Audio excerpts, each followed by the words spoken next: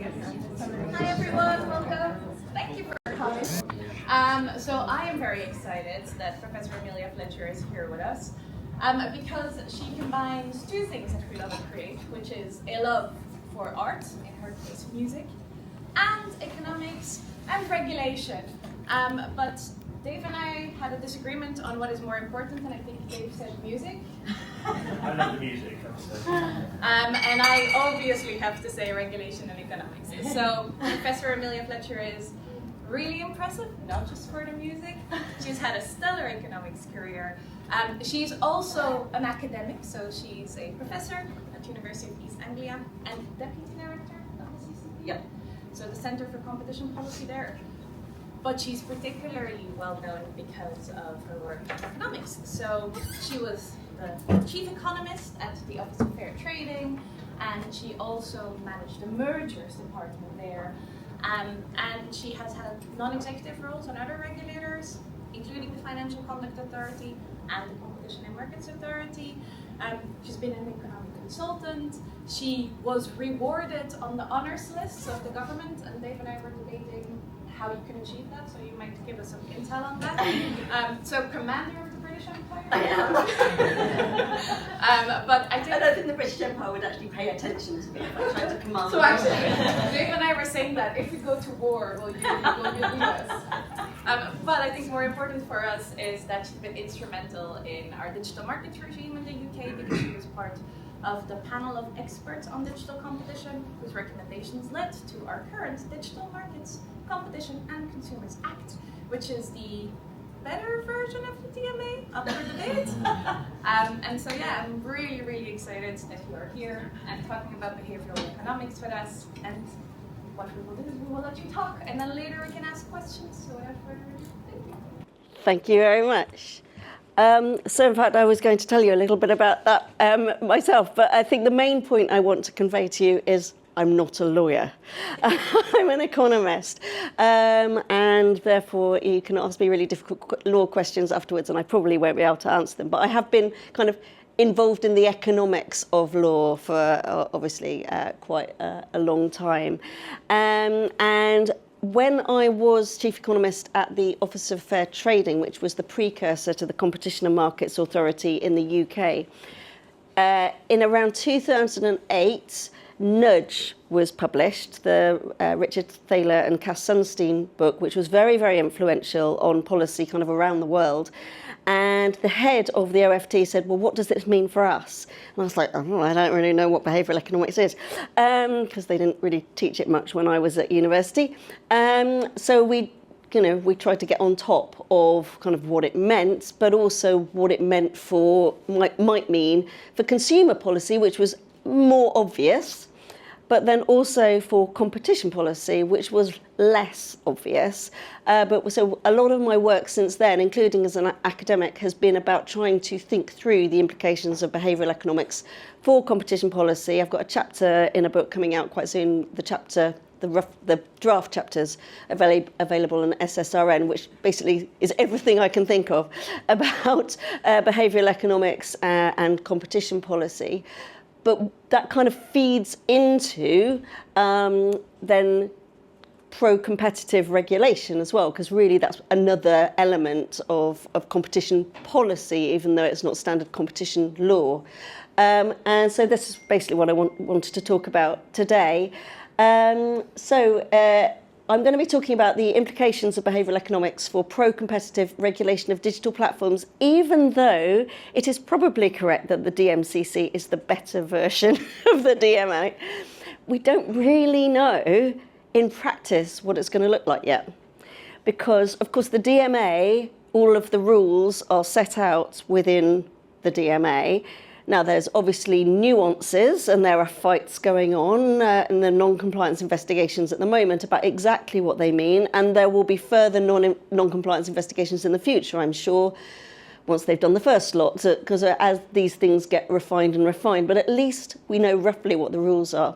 The DMCC only says the kind of categories of rules that can be imposed, and now the CMA is going to be putting in place those rules. Now, we have some clues about what those rules they'd like those rules to be, both from the market investigations and market studies that they have done, and also from the current consultations. They've said, I don't think they're yet consulting actually on the rules. They're consulting on the SMS designations, but within that they've said something about the rules that they would like. So we know something, but we don't know exactly what those rules will be. So I'm actually going to talk, even if it's the less good, arguably, I'm mostly going to talk about the DMA, okay? Maybe I'll come back again and talk about the DMCC when we know what it actually says. But hopefully some of what I say will be relevant to the DMCC anyway. And just to highlight, this paper is literally just come out. I'm going to broadly be talking about a paper which literally just come out in the Oxford Review of Economic Policy, co-written with an ex-PhD student, a supervisor called Zita Vasas, who's now at a consultancy called Compass Lexecon, but still keeps her hand in. Okay, so I'm going to talk, you probably know all this, but I just thought I'd better cover it. So what is behavioural economics, just in really brief? Why is it important for competition policy? And then how does it fit within the Digital Markets Act and potentially also the DMCC to some extent? And what does this mean in practice? Just to highlight, I think the slides can easily be made available afterwards. So, I mean, you can take photos if you want, but I think the whole thing might be being recorded. But anyway, certainly the slides can be shared. It's absolutely fine. Yeah, I got a thumbs up from the back. So, first of all, what is behavioural economics?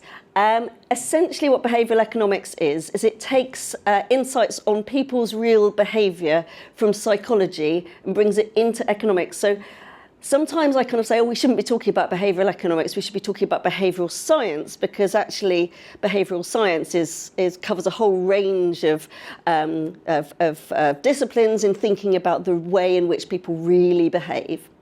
But actually in this paper I have decided to focus on behavioural economics, because I think what behavioural economics does is it takes all that learning and then thinks about, okay, what's the implications of that for the way economics works? So the way in which markets work in particular in this case. So if you have behavioural consumers, how does that change market outcomes? One can also think about what if we have behavioural firms?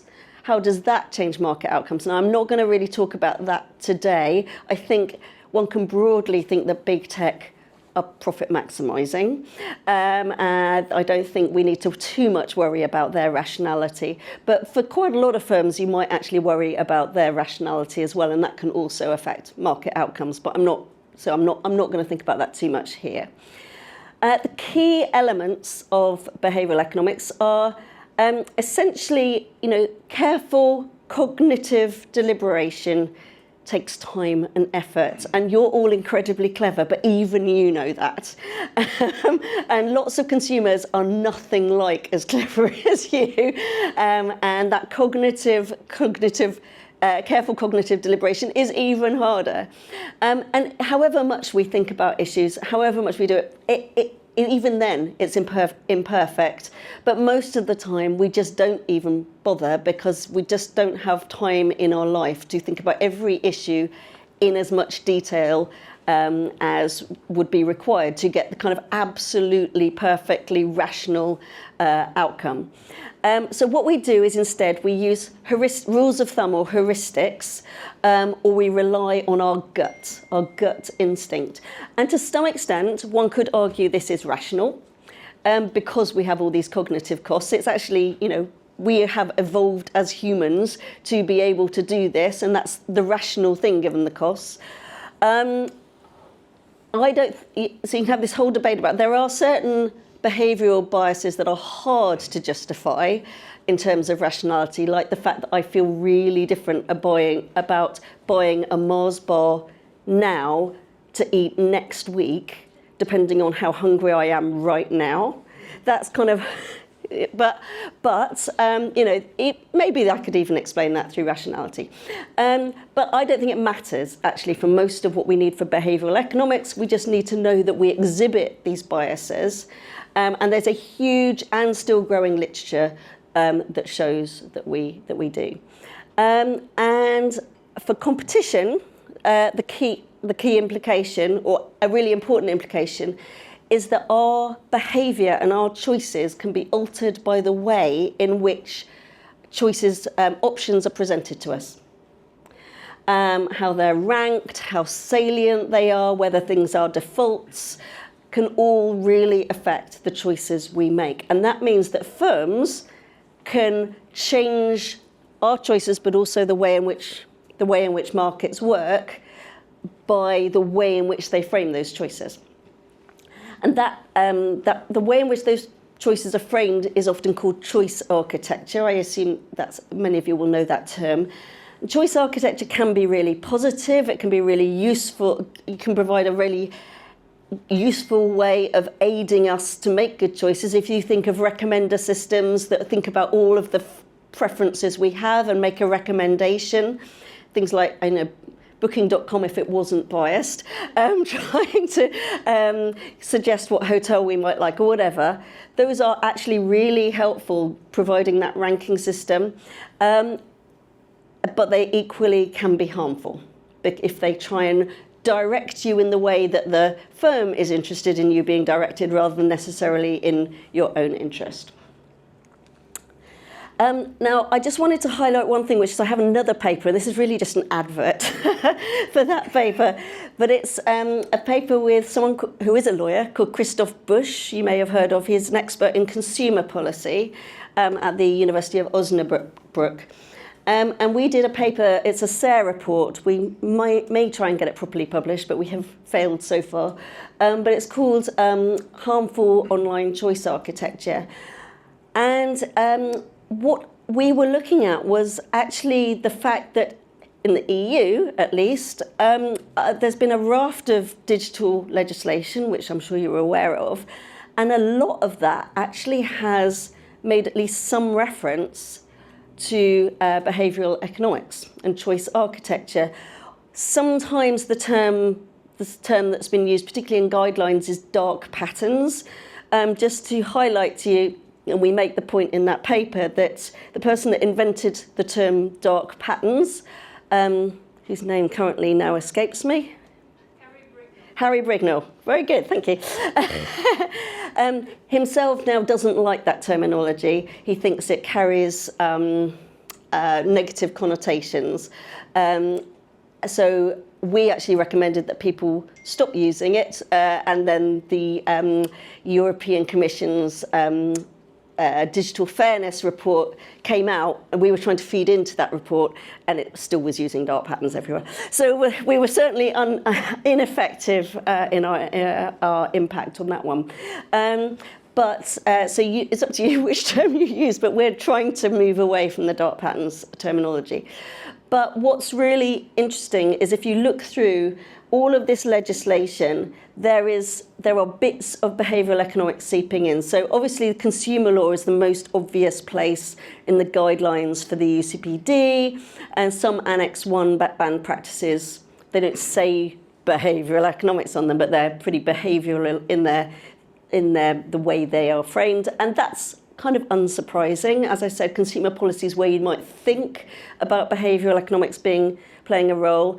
Consumer Rights Directive has 2 new articles that are particularly behavioural. I mean, I'm going to rush through this because it's not really the topic of today's course.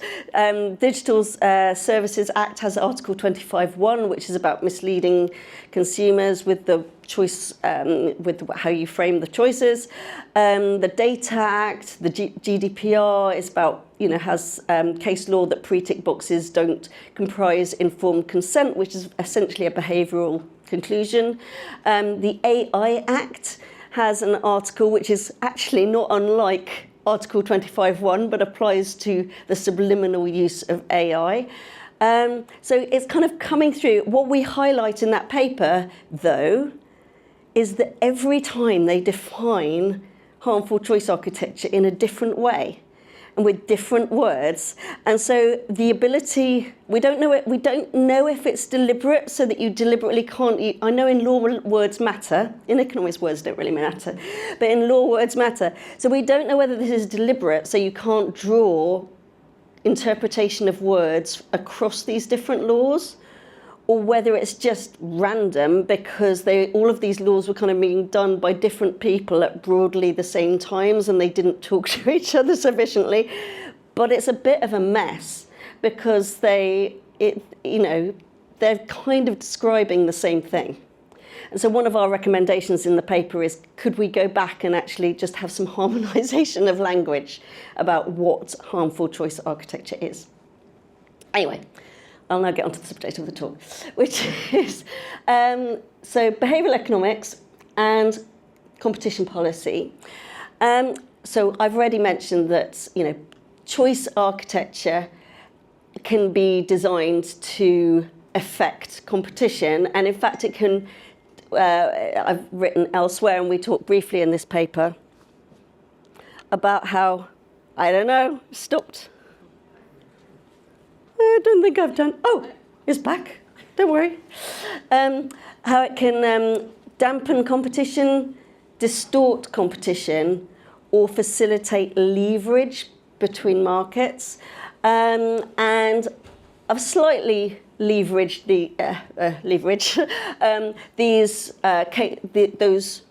those effects onto these cases. They're maybe not the best examples of those effects, but an example of dampening competition.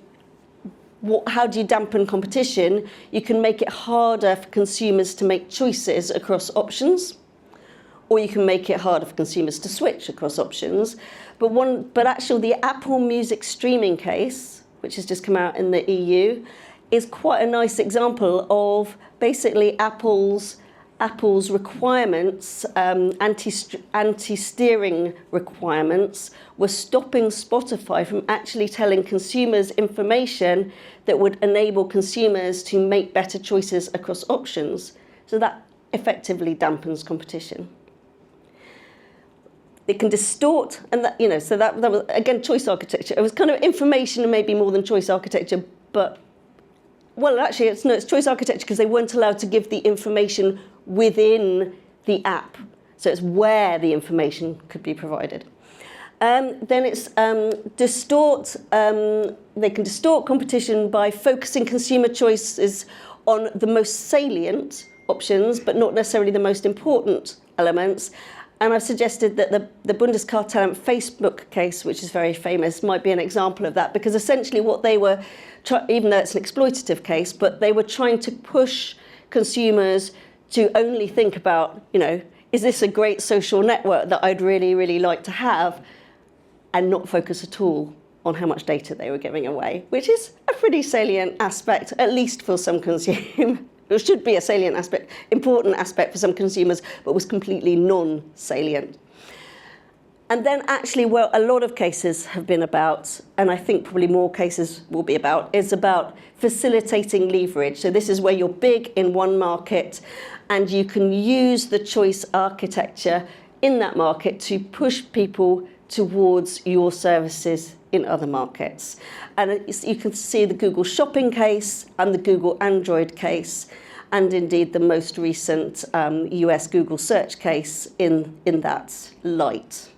And I'll talk a little bit about those two cases in a second. What I also think is interesting, and we talk about very briefly in the paper, and I'll give you a few more examples here, is actually how the degree to which the Commission is now using empirical evidence of behavioural effects in those cases as well. So this is from the Google Shopping case, and essentially this is the kind of evidence they tried to use, or successfully used, to show salience and ranking effects. And so in the academic literature, they show this by putting people in labs and kind of showing people things in different orders, and seeing what happens. Actually, in the real world, you can see what happens in the real world, and it's actually more powerful. And I'll come back to that point later. So this was what they found from evidence on ranking and click rates from Google in the wild, as it were, the real Google site, and they find, much higher. Over a third of people click on the first ranked, and then it falls off massively. So once you're past the first 9 ranks, I mean, that adds up to less than 5%. Okay? So ranking really matters. Now, you might say, obviously ranking matters. This is what Google's first response is. Obviously ranking matters because our aim of our ranking is to give you relevant choices, relevant options, and therefore the first one should be the most relevant, and therefore you should be clicking on it. And in fact, if you didn't have the highest click rate for the highest ranked option, we wouldn't actually be doing the job that we're supposed to be doing. We wouldn't be giving you a relevant result. So is this evidence of behavioural bias or behavioural effects, or just evidence of Google doing a good job? And so this goes to this point, and this shows, so the Google shopping case, you're probably aware, but it was about Google both setting up its shopping box on its general search screen, which had lots of products you could buy, basically in the shopping box. But then also, you used to be able to go to comparison sites, other shopping aggregators, essentially, product aggregators, and they down-ranked them, okay? So it was essentially self-preferencing the Google shopping box over all of these other comparator sites. And so these are different axes along the bottom, different time scales, which is not particularly helpful. But basically, this shows the visibility of those competitor sites just collapsing when they change the ranking. And then this shows how much search traffic those sites got. They're both in the UK, how much search traffic those sites got from Google thereafter. And it actually don't fall off absolutely, but you see this big fall. Now, the quality of those sites didn't change overnight. And I think, so that goes to this, choice architecture does matter. The down ranking actually did have an effect. And what you also see over time is Google shopping just getting more and more and more of the total traffic relative to the competitors. And to some extent, the market grows. So people did like Google shopping box, but the competitors also fall off. So this is DG competition, dealing with and trying to create behavioural evidence about these behavioural effects. Likewise, in Google Android is all about the importance of default and status quo effects. So these two effects get used almost interchangeably. Theoretically, a default effect is you might have 2 options on a page, but one of them is pre-ticked, or it's one. So that's the default, and you go with the default. Status quo effect is I'm already using Google, so I'm just going to stay with Google. I'm not going to switch. But actually, the Google Android case in the EU talks mostly about status quo effects. The Google search case was about exactly the same thing in the US, talked mostly about default effects. So, actually a lot of the literature on the two of them is kind of very similar, and you can immediately see the effect. It is similar in that a default effect is I don't make a change. I just go with whatever the default is. The status quo effect is I don't make a change. I go with whatever I have. So the difference between them is subtle. Anyway, either way, one of the questions is, okay, how strong are these effects? So this is, again, the Android evidence on, I really like this table you've probably seen this before in the Google Android case, which is basically shows the effect of it shows the effect of pre-installation. It shows, it's probably too tiny for you, but essentially it shows for a variety of Google applications how heavily they are used on iOS, so on Apple, versus on Android. And surprise, surprise, pre-installed, they're perfectly downloadable on Android, but pre-installed on, they're perfectly downloadable on Apple. In fact, I have downloaded most of them on my Apple iPhone. Nonetheless, they are more heavily used on Android, and that shows the power of the pre-installation, the status quo effect. I think I'll leap the Yandex evidence here, but it essentially shows the same thing. And interestingly, and I really want to go through this in detail, and I'll try and do this summer actually. In the recent US Google search case, there's a load more behavioural evidence, and I just want to kind of pick through it and see what other types of evidence they've used, behavioural evidence they've used. Just to highlight one other thing, because I think it was a really important thing to understand about, well, my understanding at least, about why we've ended up with pro-competitive digital regulation, is that choice architecture matters, we know that, but it can be really hard to get right.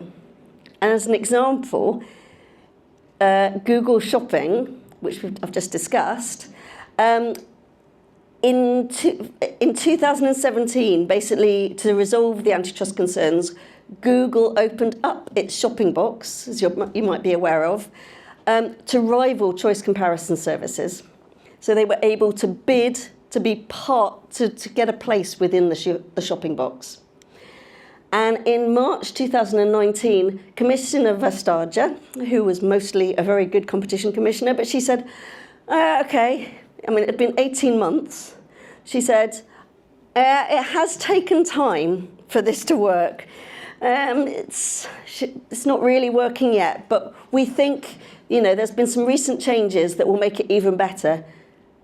Not just around 6 months after that, she went, no, it's still not working.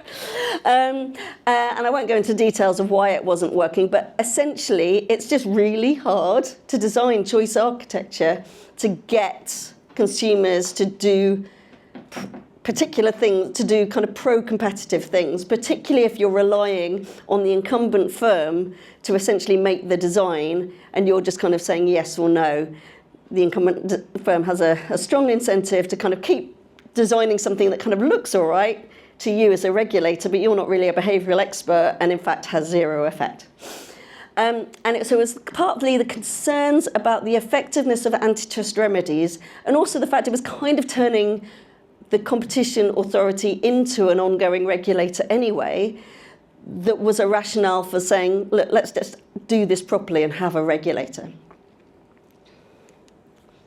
Okay, so what I hope I've persuaded you so far, kind of, is that for the DMA and hopefully DMCC to be effective, it actually had to take behavioural economics seriously.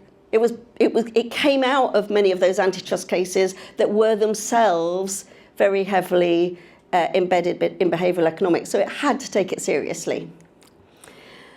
So, and in fact, there is a whole bunch of things within the DMA that I think are pretty good in terms of behavioural economics, at least in principle. And so I want to highlight 4 types of provisions. The first is provisions that require gatekeepers to require certain end user, consumer actions. And I'll give some examples of each of these. The second is provisions that require gatekeepers to enable certain consumer actions. So they don't force them to make choices, but they enable them to make choices. And the third is provisions that require gatekeepers to allow third parties to prompt or inform end users to make choices. And then there's the general effectiveness and anti-circumvention provisions, which I would argue are also, well, to some extent clearly, but also clearly influenced by behavioural economics, but arguably it goes beyond that. So just to highlight as well, sometimes the behavioural aspect lies in the words easily or without undue difficulty. So if you've got to switch easily, what does that mean? You've got to think about how people really behave in order to think what easy is. It should at least, it should be easy from the perspective of real end users.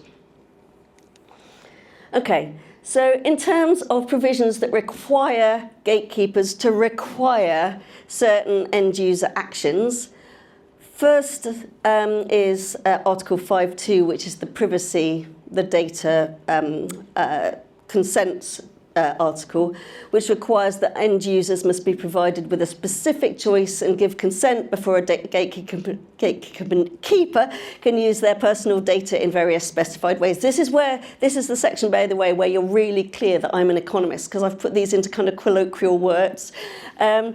And you'll probably go, oh, that's not quite the right words. This is where economists go wrong talking to lawyers. But anyway, broadly it says it.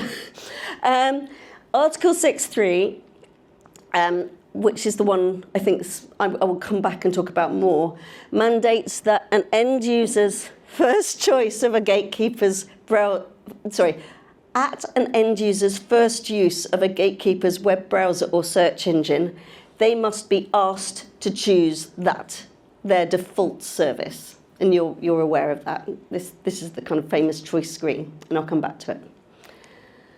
Okay, in terms of the provisions that require gatekeepers to enable certain end user actions, Article 6.3 requires that end users should be easily able to change their default settings on the gatekeeper's designated OS or browser if they steer users towards the gatekeeper's, if that OS or browser steers users towards the gatekeeper's own services. Article 6.4, which goes to this, I'll ignore that. Article 6.4 requires that end users who have downloaded apps outside the gatekeeper's app store should be easily able to set them as a default.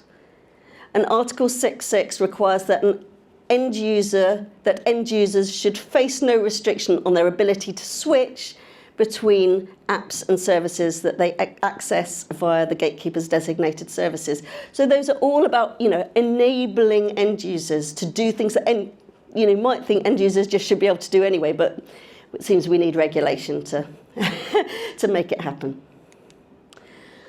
And then there's provisions that require gatekeepers to enable third parties to be able to do certain things.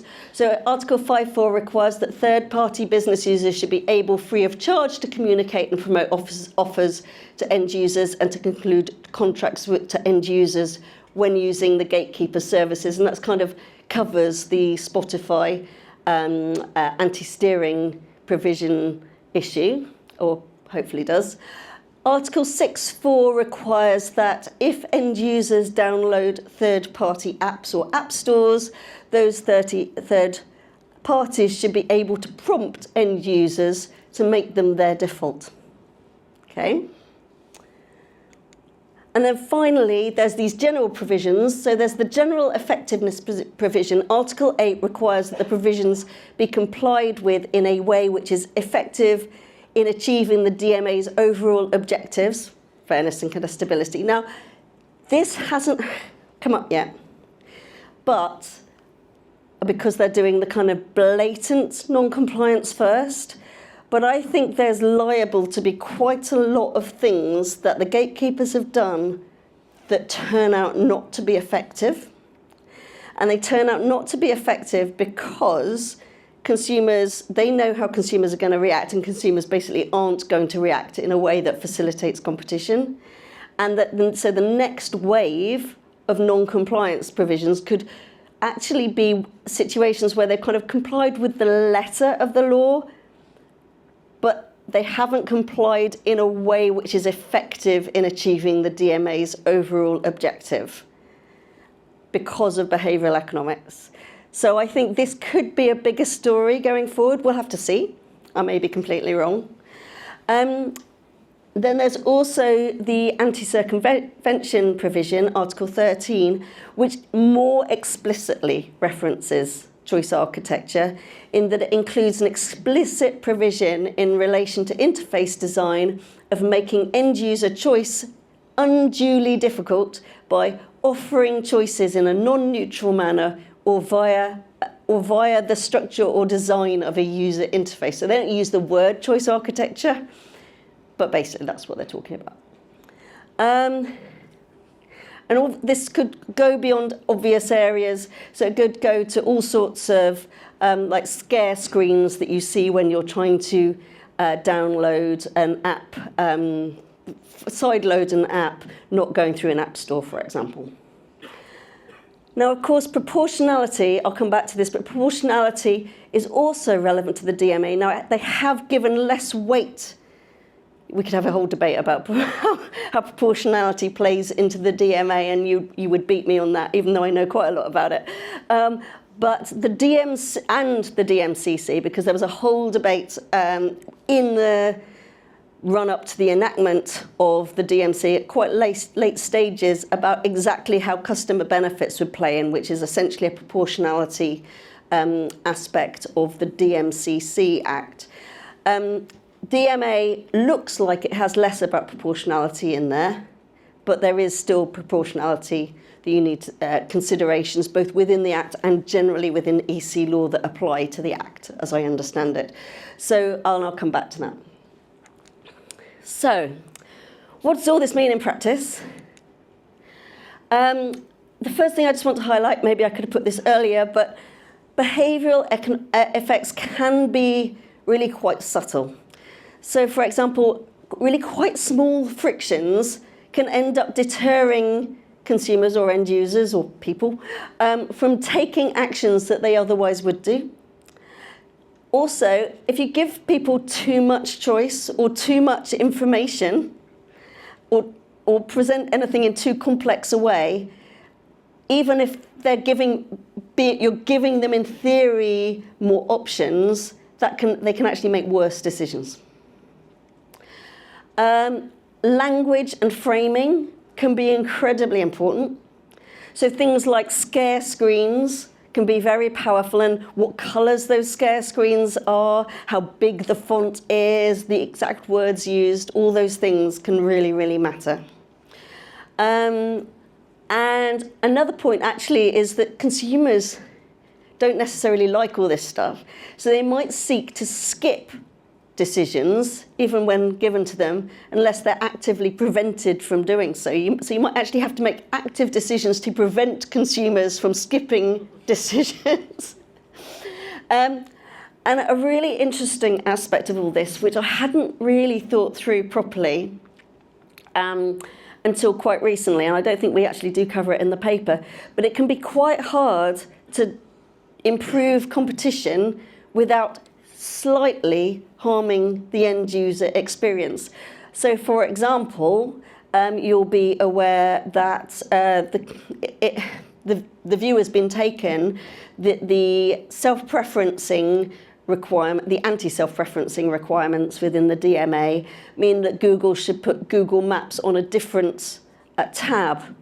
So if you go to the Google general search screen now, at least in the EU, I'm not sure what happens here, then you don't get maps, a Google map kind of at the top of the page anymore. And Google claim that people hate this. They may or may not hate this, but Google claim that they hate it, and they're going around Brussels saying, this is terrible effect of the DMA, people really, really hate it. They may hate it, and actually there will be other things they hate. They don't want to have to choose their search engine, they don't want to have to choose their browser. We kind of want them to, for competition, we want them to partly because we think they'll make a better decision if they're forced to think about it, but you also want them to for competition reasons. But it's this quite tricky thing where we're trying to do things that we say are good, the regulators are trying to do things that they say are good for consumers, and consumers don't want it. And then Google persuade them they really don't want it. Anyway, so just as a nice example of also what does this mean in practice? What do you actually do? So think about the choice screen that you have to make for defaults, for default search engines or default browsers under Article 6.3. How do you design it in practice? How many options should you include within your your set of option search engines or browsers. I mean, you might say you should offer all of the available options, but what if they're a bit rubbish? Can you accept money to put things on the list?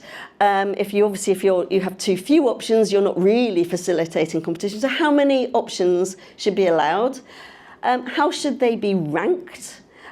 Google's the most popular search engine. Is it okay for Google to put Google top? Well, that's not really going to promote competition. Because we know there's a ranking effect. But where should you put Google? How should you rank them? Should you have randomized ranking? Should you have, how many, if you can't fit everything on a screen, you tend to have to have some below the scroll. How many should you try and fit above the scroll, as it were? Should you have Google above the scroll, or should it be below the scroll? If you put it below the scroll, people who want Google, which is going to be most people, may not be able to find it so easily because they have to scroll. And is that actually going to be disproportionate? So that's where that proportionality thing comes in. Are you forcing consumers to make too hard a decision because they have to scroll to find the thing they want? And that goes to this question of should the gatekeeper's own option be demoted? What information should be provided? Because actually, the trouble is you're trying to undo a situation where Google has been in position for such a long time that everyone's used to it, and that's the main name that everybody knows, and people broadly like it, and they've just not tried any of the others.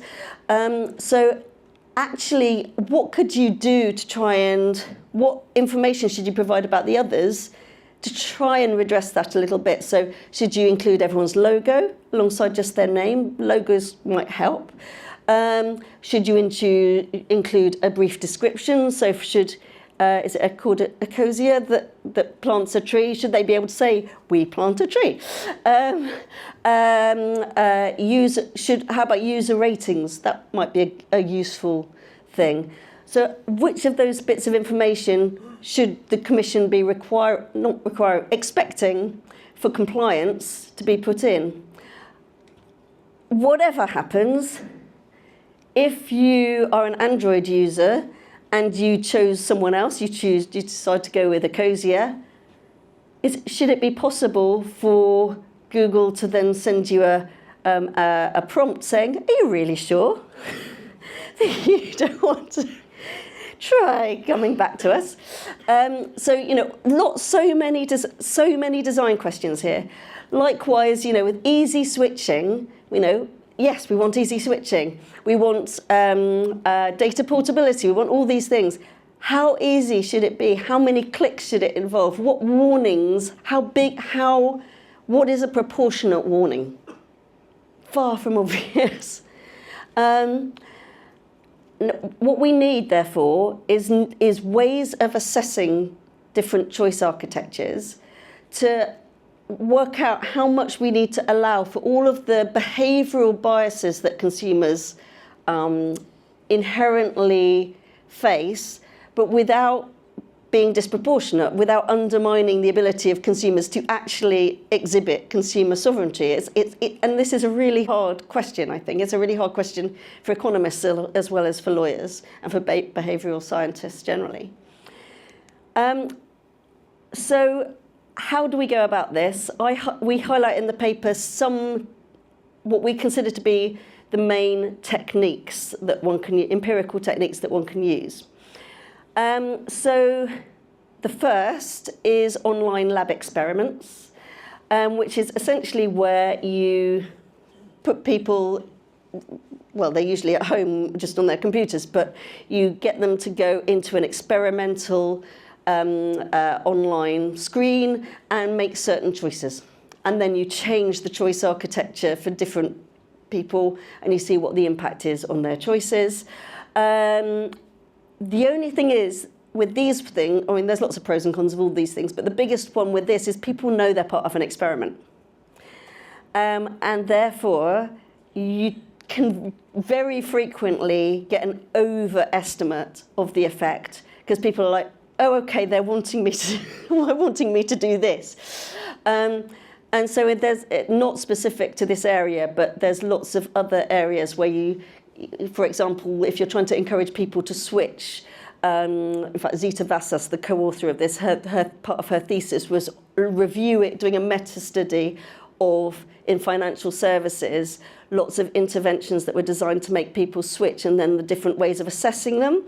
And she found that the online lab experiments tend to look like particular interventions were going to be really positive. And then when they actually were tested in the wild, they had a positive effect, but it was much, much smaller. Okay? So the more gold standard way of testing is what you can call field trials.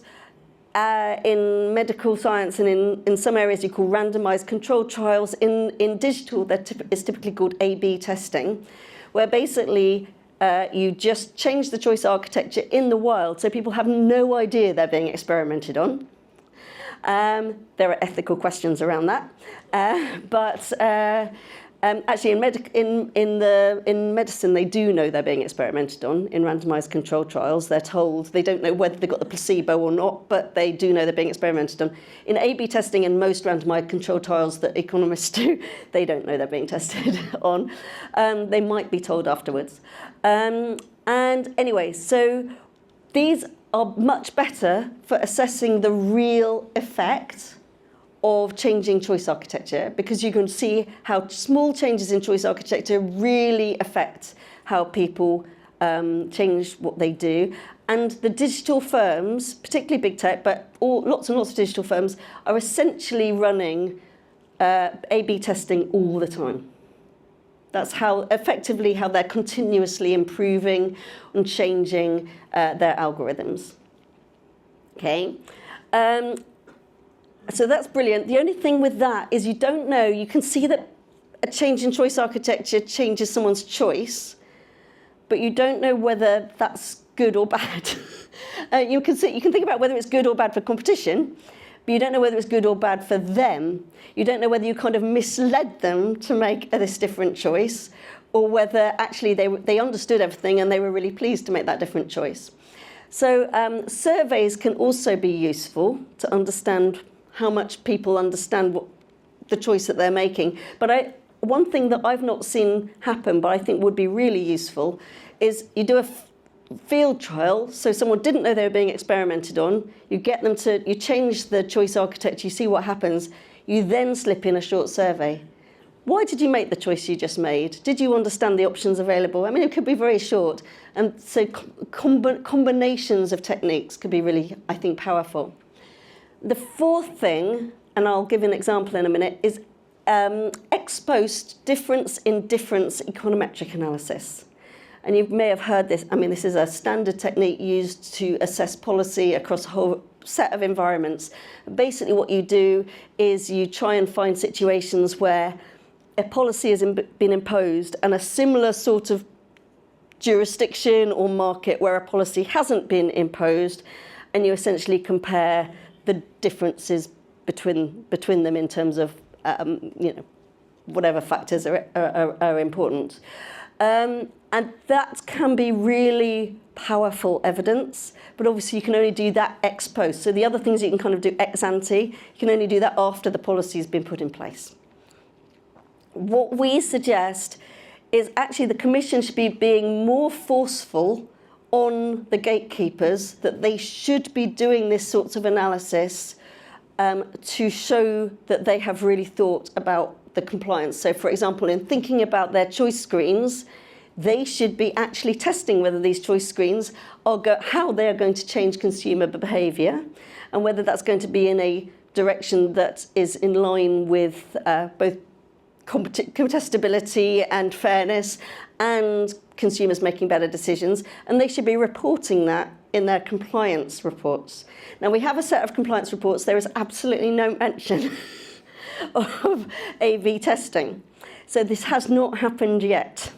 There could be a bit of this happening invisibly within the non-compliance investigation. So it'll be really interesting to see if anything is made public about any of that.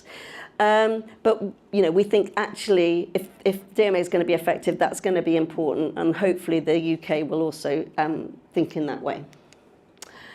And then in the paper, we go on to talk about some of the research of this sort that has been done. Now, I should highlight that the vast majority of this, it's all kind of economic studies. The first 3 are lab experiments. The 4th is a difference in difference analysis. The first 3 have no intention, as far as I know, of trying to be academic papers. They were done for policy reasons, and therefore they haven't been peer-reviewed. So take them with that pinch of salt.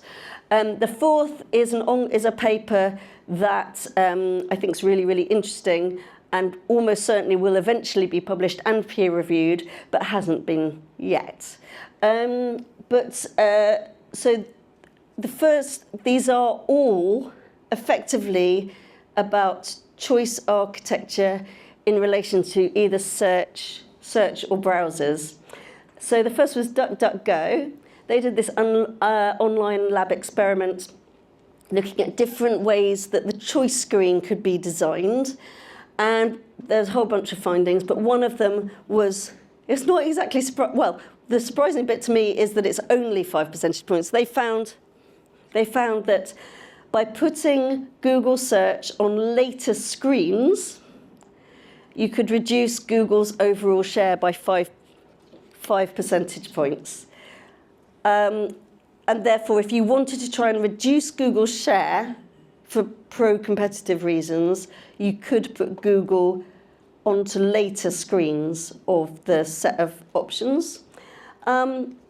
I can't believe, personally, it was only 5 percentage points.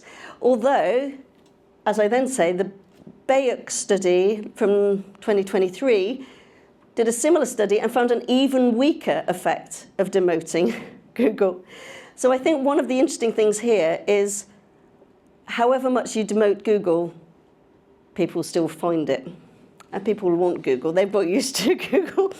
And so it does rather suggest that it's going to be tough to achieve that much through these choice screens, and some of the other things around search are going to also have to play a strong role.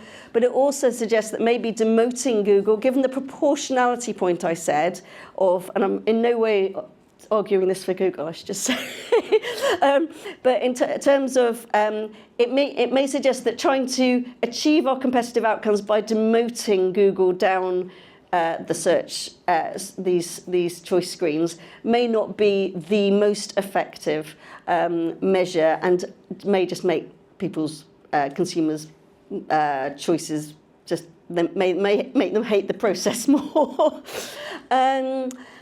Mozilla did a similar experiment, but only for browsers, because Mozilla is a browser. They found, the interesting thing I wanted to highlight on this, and it's something I'd never thought about before.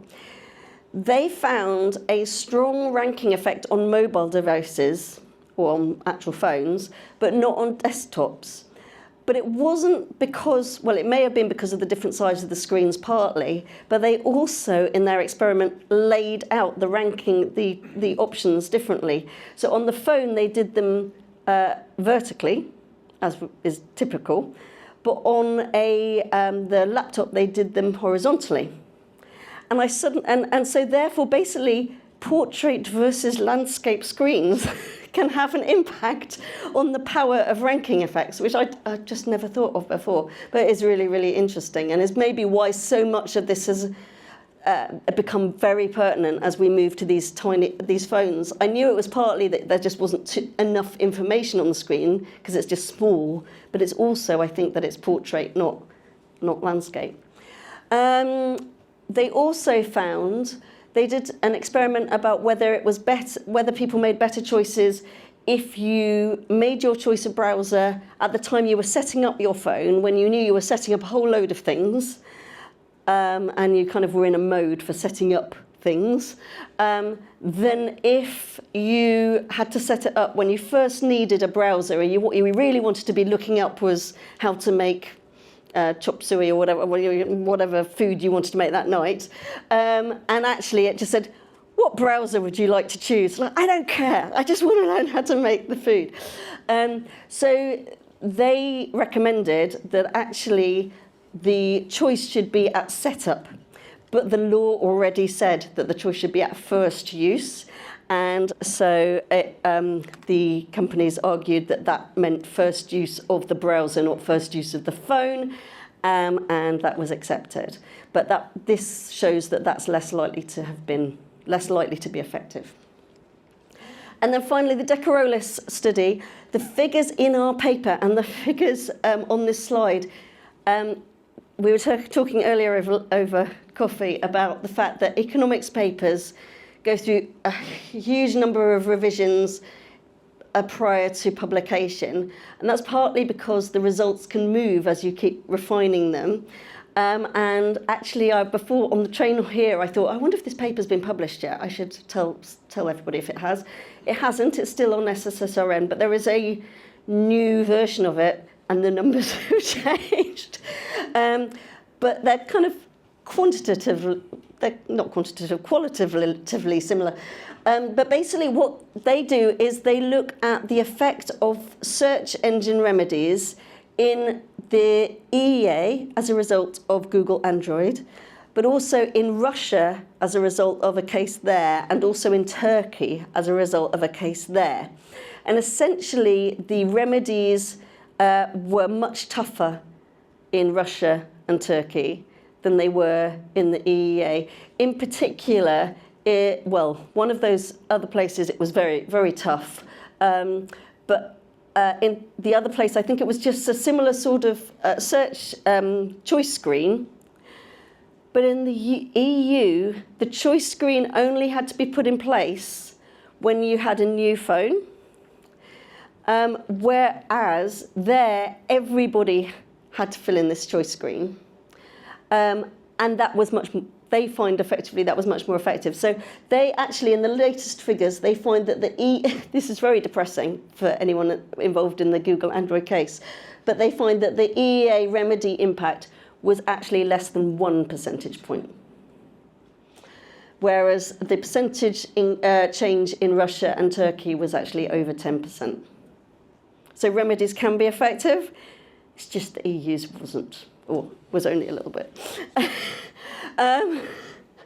Anyway, what hasn't been done yet is any A/B testing, and as I said, we think that should be is very much needed. So, in conclusion, I've probably been far too long. Behavioural economics, we think, is likely to be and remain critical for DMA compliance, the DMCC rulebook and compliance, and I do note that I don't have any concerns about that because actually behavioural economics has already been really critical in most of the CMA market studies and investigations that have led up to and will underpin the DMCC rules, and the CMA actually has a much stronger behavioural economics team, and behavioural economics is much better understood right across the CMA than I think is true at DG Competition and the EC generally. So I feel, if anything, CMA will do better with all of this. I also think that Article 102 / Chapter 2 cases in the digital sphere, this is going to continue to be really important. Actually, we didn't talk about it in the paper, but Amazon Buy Box is arguably about behavioural economics because it's all about how important that buy box is. Something like, I can't remember, something like 95% of Amazon sales are actually through the buy box, even though there's lots of other options. That's a saliency effect, effectively, or a default effect. Sometimes you can't quite work out which effect it is. Apple Music streaming. Actually, what was interesting about Apple Music streaming, it did include an A/B test.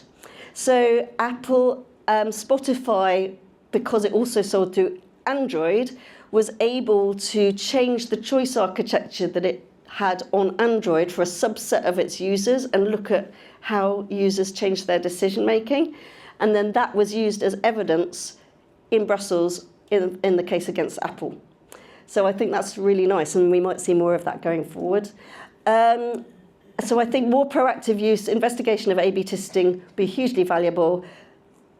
Just to finish with, I think all of this requires the EU Commission and the CMA, this isn't in the paper because this is new, to remain tough.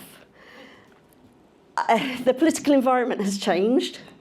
I do have serious worries about the commitment of both jurisdictions at senior level. This isn't the authorities, this is the politicians, to these two bits of legislation. They clearly see them as fantastic bargaining chips to negotiate against America. They've become trade tools, which is not what they were intended to be. But I really, really hope that the authorities can actually hold off the politicians and retain the original objectives of the legislations. But we will have to see. And that was all I was going to finish.